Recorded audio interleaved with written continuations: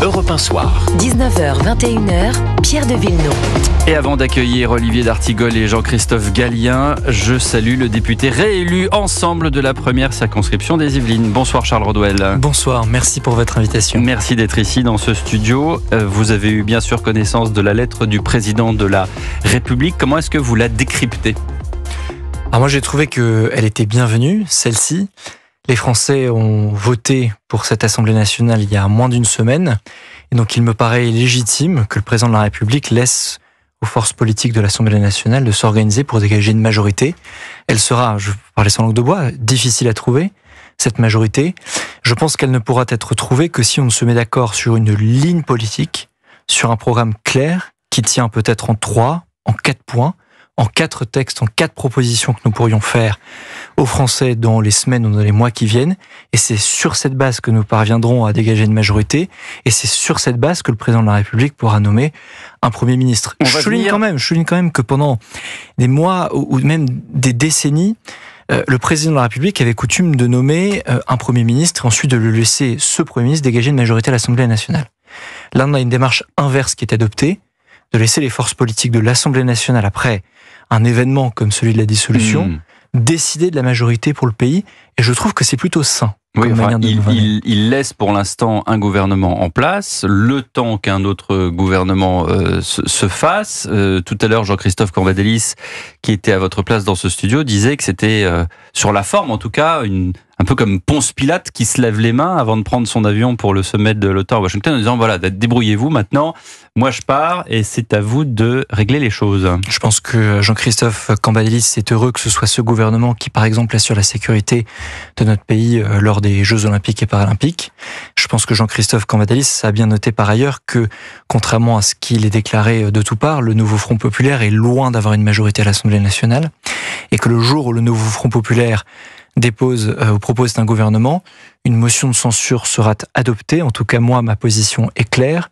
Le moindre gouvernement avec le moindre ministre insoumis, le moindre gouvernement qui s'engage à appliquer la totalité du programme, du nouveau Front Populaire, aura ma voix pour la motion de censure qui sera déposée contre lui. Jean-Luc Mélenchon, à cette lettre, dit le président refuse de reconnaître le résultat des urnes, et le résultat des urnes qui a placé le nouveau Front Populaire en tête des votes à l'Assemblée, c'est le retour du droit de veto royal sur le suffrage universel. C'est intéressant comme déclaration. Moi, je constate simplement que Jean-Luc Mélenchon a oublié de regarder le résultat, qui est que le nouveau Front Populaire est en minorité dans cette Assemblée, comme l'ensemble des forces politiques.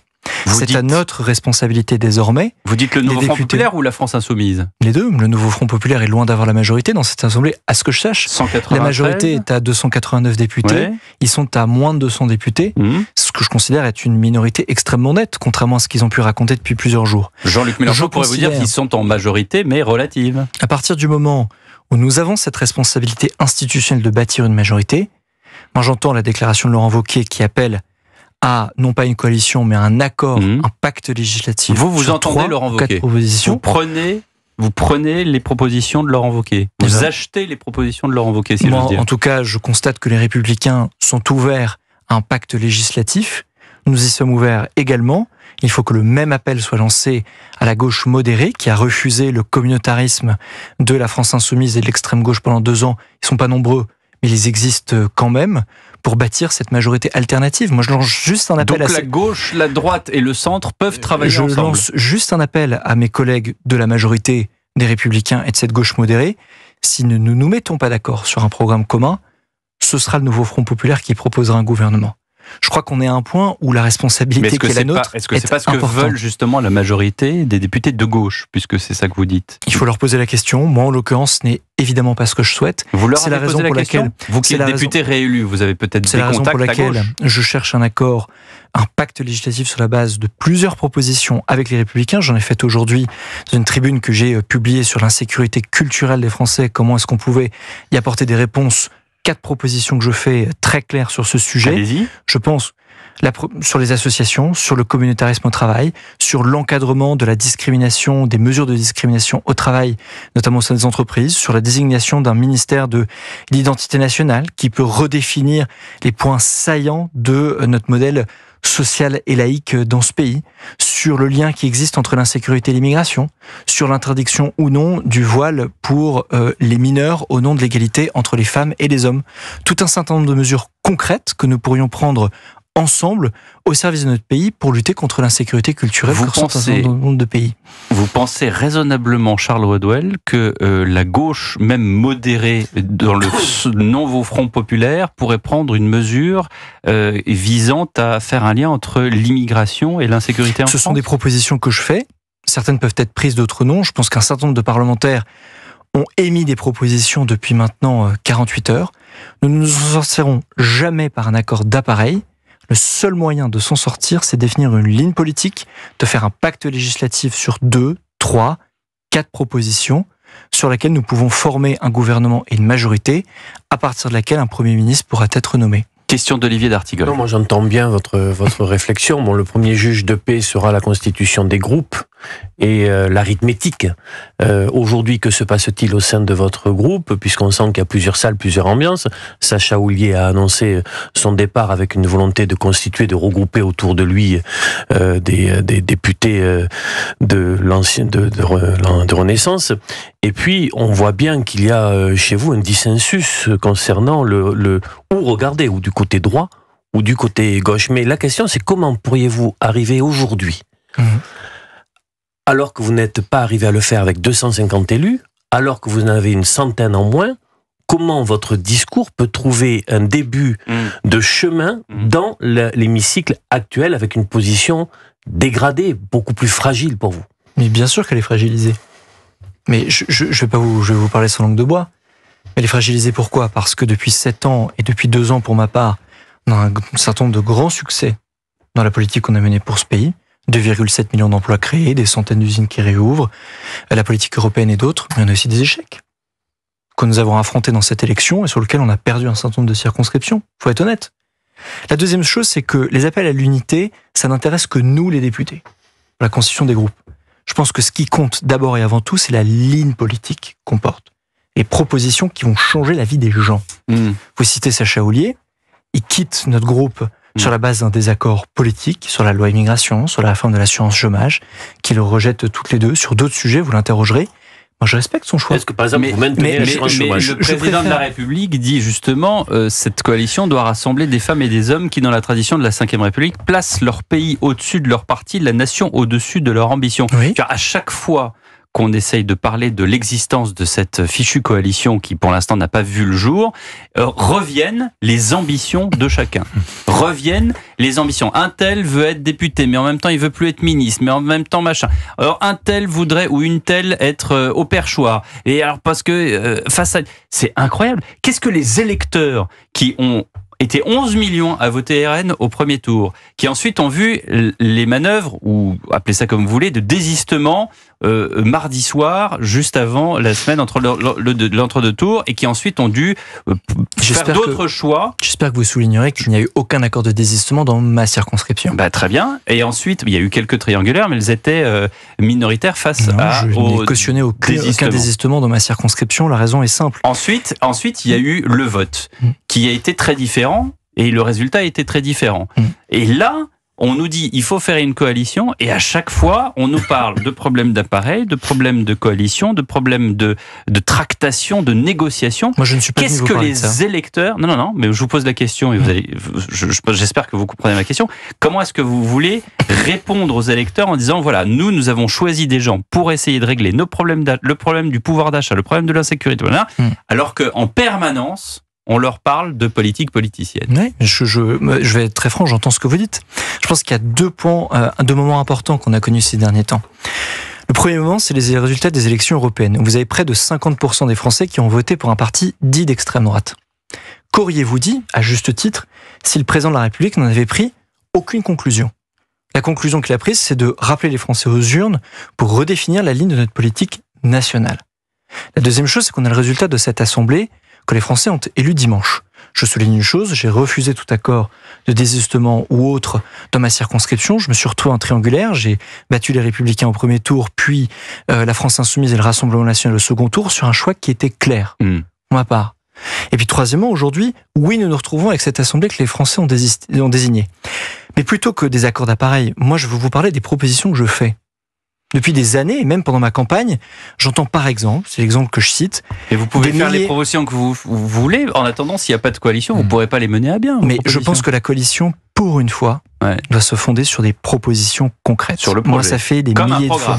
Ça fait des milliers de fois qu'on m'explique, par exemple... pas davantage. Et parce que des programmes, il y en a eu pour les législatives, donc on refait des programmes. Au moment où je voudrais vous faire... J'aimerais juste finir, pardon, parce que monsieur, vous me demandez des propositions, j'aimerais en faire. Vous en avez fait déjà 4. Voilà. Ça fait maintenant des mois, des années que j'entends des milliers de personnes sur ma circonscription qui me disent « Monsieur le député, il se trouve que je me sens plus tout à fait chez moi. Je me sens plus tout à fait dans mon pays. Je me sens plus tout à fait dans mon quartier. Je me sens plus tout à fait dans mon immeuble. Je me sens plus tout à fait devant ma gare lorsque je me sens en insécurité. » Ces gens-là, j'ai le choix. Soit je considère que c'est des racistes, des xénophobes, je leur parle pas. Soit je considère que comme ils sont des milliers, et que moi-même, parfois, je ressens ce sentiment, on fait des propositions concrètes. C'est la raison pour laquelle j'ai fait ces propositions aujourd'hui. L'insécurité culturelle, c'est quoi? C'est la confrontation, à un extrémisme de masse dans notre pays, la montée de l'islamisme dans notre pays qui prend en otage des millions de musulmans par ailleurs dans notre pays. Deuxièmement, la montée du communautarisme qui est poussé par la gauche, qui forme une tenaille mortifère culturelle pour des millions de gens dans notre pays qui se sentent en insécurité. Partant de ce constat, je fais le choix. Soit je considère que je fais rien, mais dans ce cas-là, on laisse les nationalistes et les communautaristes s'affronter, le Rassemblement national et la France insoumise, soit je lance un appel à mes collègues des Républicains, du Parti socialiste, des divers, en leur disant, voilà, moi je fais 4 propositions pour les associations, pour le communautarisme au travail, pour la montée de l'islamisme et les discriminations à base religieuse, ethnique et autres sur votre lieu de travail en entreprise, sur la fondation d'un nouveau pacte sur l'immigration, sur le port du voile. Bien. Est-ce qu'on est d'accord, oui ou non, pour se mettre d'accord autour d'une table pour porter ces propositions ensemble? Il y a deux éléments dans ce que vous avez dit. Vous avez légitimé une décision du président de la République au soir d'une élection dans laquelle nous n'étions qu'une circonscription d'un ensemble électoral qui est européen. Donc c'est vous qui faites le lien avec un contexte national. Vous voyez, c'est ça qui est un peu inquiétant. C'est-à-dire que le président de la République, au moment même d'ailleurs, ou à ce moment-là, juste après, avec ses partenaires, parce qu'on fait partie de cet ensemble, il y a un agenda qui se déclare, il décide, lui, d'appuyer sur le bouton national d'une réélection. Donc ça, c'est un peu compliqué. Votre base de démonstration, celui-là, il est un peu, excusez-moi, fragilisé, un peu gazeuse, parce que la décision du président de la République est gazeuse. Donc après, toute votre démonstration est intéressante, sauf que pourquoi c'était impossible alors que vous avez pu gouverner, que vous aviez une meilleure majorité que ce que vous aurez quoi qu'il arrive? Pourquoi c'était impossible avant? C'est-à-dire que tout ce que vous venez de dire, qui est plutôt frappé du bon sens, on va dire, mais on l'a jamais entendu. C'est-à-dire que de votre part, je n'en sais rien, mais en tout cas globalement, si vous voulez, sur la proposition de valeur de Gabriel Attal, d'Elisabeth Borne avant, Gérald Darmanin. Oui, enfin pas dans ces termes-là. Excusez-moi, Pierre, pas dans ces termes-là qui sont que j'imagine Laurent Wauquiez pouvoir éventuellement faire écho, mais que du côté de Gabriel Attal et de cette majorité que vous représentiez, et encore moins évidemment de Sacha Houlié qui s'en va, ou de ses camarades. Donc, si vous voulez, ce moment-là, est-ce qu'il est propice à ça? Ça, c'est le premier point. Donc, dans un contexte gazeux, vous faites une proposition, mais qui est une proposition de valeur, alors que finalement, ce qui va se passer, c'est que le prochaine étape, c'est pas de savoir ce qu'on va faire sur l'immigration, ou ça va être de voter un budget, une loi de finances, et comment vous allez faire en minorité sur des axes qui comprennent bien autre chose que est-ce qu'on est d'accord pour nettoyer dans certains quartiers? Est-ce qu'on fait attention à la partie religieuse?